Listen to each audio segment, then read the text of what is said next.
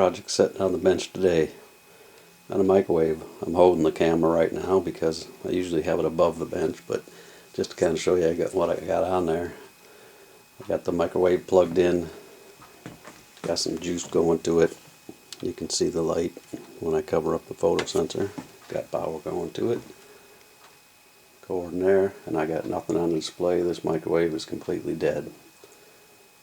I don't know if they said they put something in it and all of a sudden it sparked and all this kind of stuff.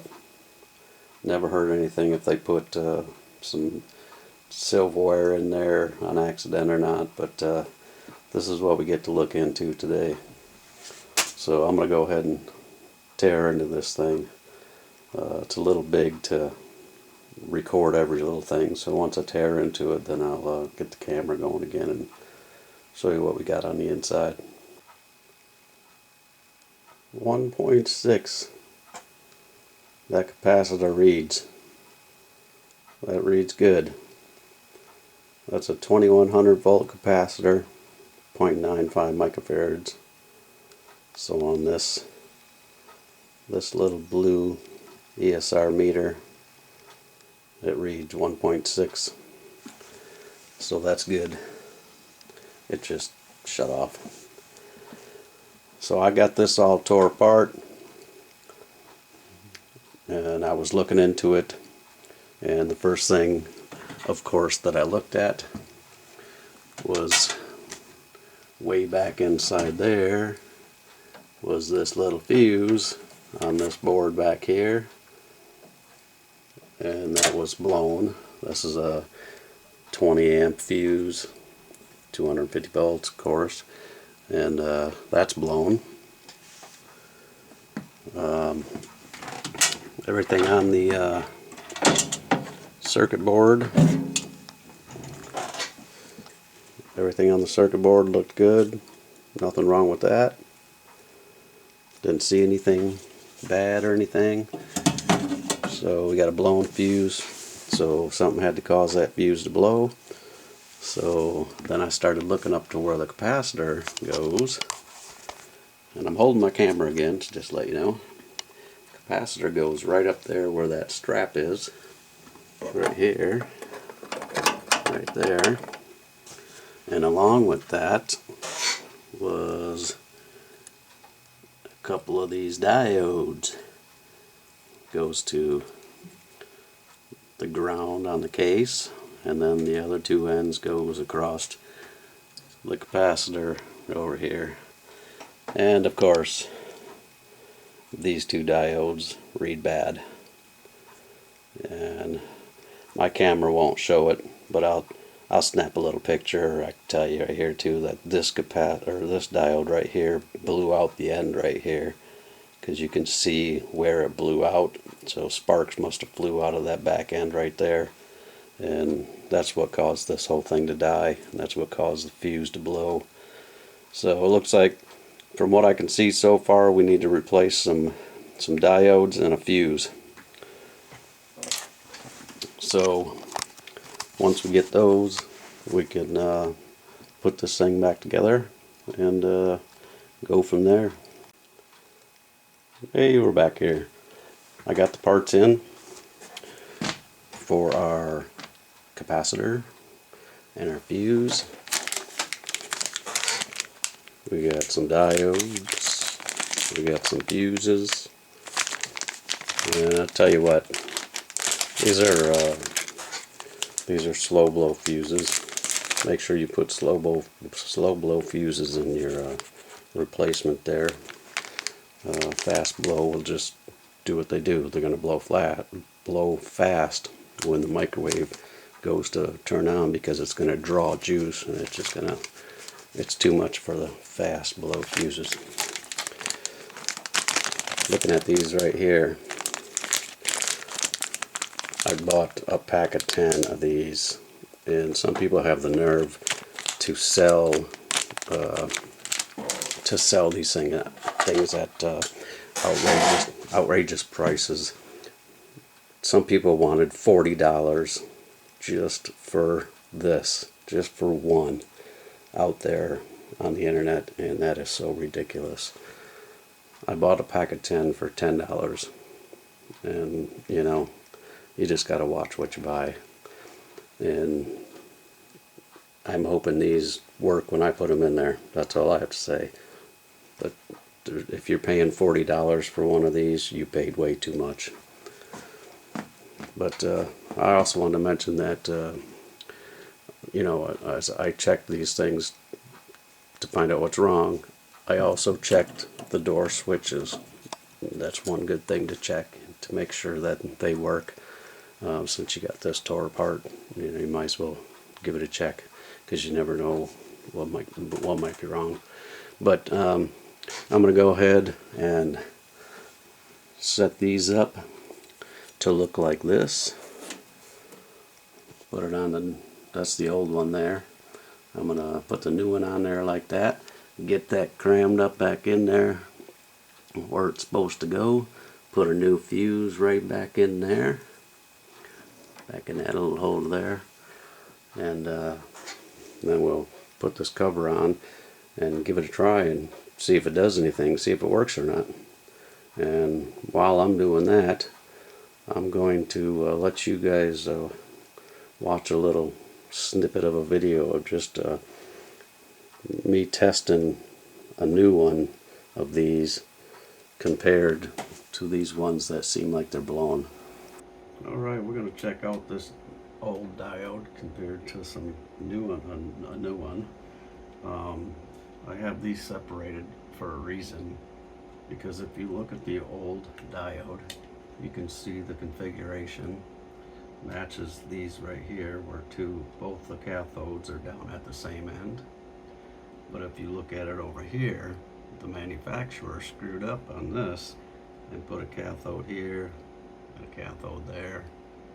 So beware. I bought a pack of 10 and this is the way they came. So just watch out for that. Reason being is, if you look at these diodes, this is the one that most likely gets changed all the time. This is your regular diode. This is your protection diode. And the fat band is the higher voltage. It's 6,000 volts of protection. And the smaller band is like 1,700 volts protection. So the big band is the end that goes to the Megatron. So if you look at the schematics, it'll show you that. So we're just going to do a little testing here to show that this one is bad, and I just want to let you know that I played around with this a little bit, and it doesn't react like it did before when I first took it out of the microwave. You can see the microwave works now, but it's gonna be working. So we're gonna test this by using just a diode. I have my meter here set up with my power supply. You can hear making noise. I just have it set on 15 volts. So we're gonna connect our positive. This is our negative from the power supply. So I'm just going to connect the negative to the negative side of the diode. And we'll test this diode here first, the one that normally gets changed, because you need like 9 volts or more to actually turn this diode on. So you can see it lights that diode up, the LED, and it never did that before. So I don't know what happened to this. It just started working again for some reason. But this is the diode that's blown up, because you can see that's where it blew out all the sparks. So why it started working again, that's a mystery. So let me connect this back up here. Now let's look at this one right here and see what this does. And I'm only connecting it to this pin over here. And look at that. It turns on the diode, the LED also. That's not supposed to do that. So that's bad. That's one way of showing that that's bad. Let's just set that for a second, and now we'll compare it to a new one. So we'll connect this, our positive, up to there, and we'll touch the first one again, just the single band, and that should light up the diode, and it does. And now let's test the double band. Put this over so it touches it, and now you see that it doesn't light up that diode. That's the way it's supposed to work. So this one has a little bit of a short in there because it's letting energy go through there and light up the diode. Brand new one doesn't do that. So now that we got the diode part tested, let's take a look at these.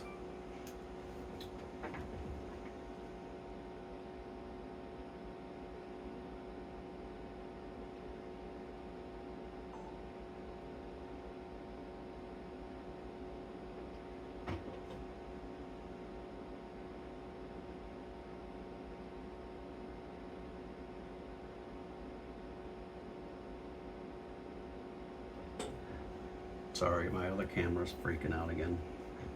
I have it recording the power supply, which I'll put up there. Let's show another way how to tell that this one is bad against the new one. So let's put our positive on the positive side, and we're going to take our negative and touch it to both. Okay, so this is the one that was supposed to spark, and we're connecting this up the right way too. We've got positive and negative cathode side here. So if you look at the meter, when I touch this on there, you can see there's current draw. Now when I touch it on this one, you can see there's current draw. So it's like it's connected up the right way, right? So let's set that aside, and let's connect this the same way, and we'll touch our first one, the single cathode diode, and you can see that it draws some current just like it's supposed to, like the other one. Now let's do the double cathode one, and you can see that one doesn't draw a lot of current on the meter.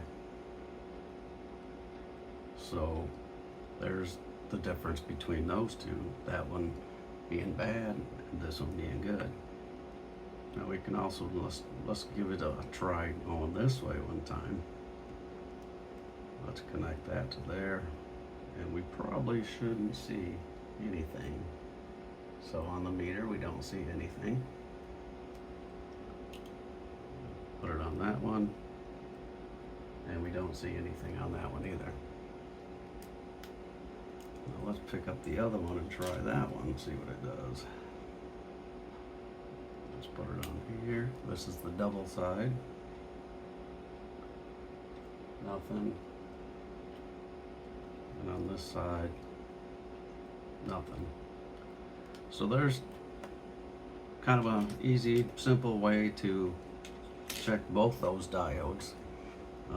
And most people only check this diode and replace this diode, or they offer this diode more than they offer this one. This double band diode is the 6X2P1 diode, and that's the protection diode that goes across the capacitor leads.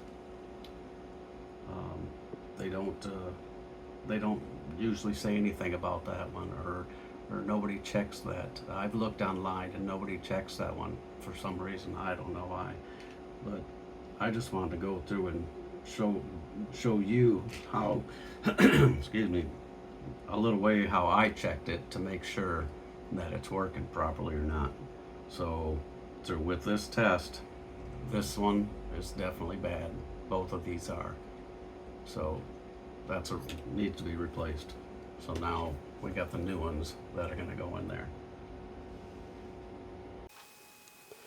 All right, got it all together. Well, minus the trim piece there. I haven't tried it yet. In anticipation of it working, I put a glass of water in there. But who knows, it might just blow or it might not do anything. I got it plugged in here. I'm ready to flip that switch on and we'll see if anything happens, or we'll see if it just goes up in smoke. So I gotta hold the camera with my left hand so I can turn it on with my right because I'm right-handed. But let's see what it goes. 3, 2, 1. Ooh. Let's see how long it lasts. At least we got juice to the board now. Excuse me. Alright, that part comes on.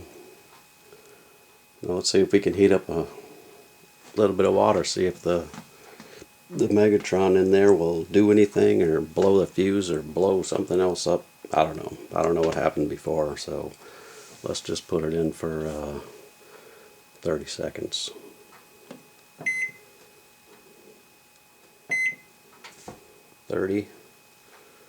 And start. I don't know if it's sitting on where the air comes through. No, that's just the fan underneath. I have no idea about this microwave. Let's hit start. Well, it started. That's a good sign, I guess, huh?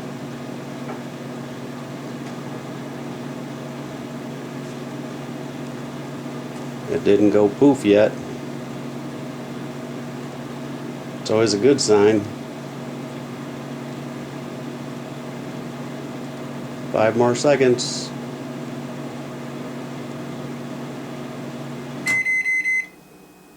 All right. Well, I think we might be set on this. I'll use it a few more times, but I think we might be set and ready to give this back to the customer. Alright, so there you go. That fixed this one. Hopefully it'll fix yours. Alright, guess we'll see you on the next one.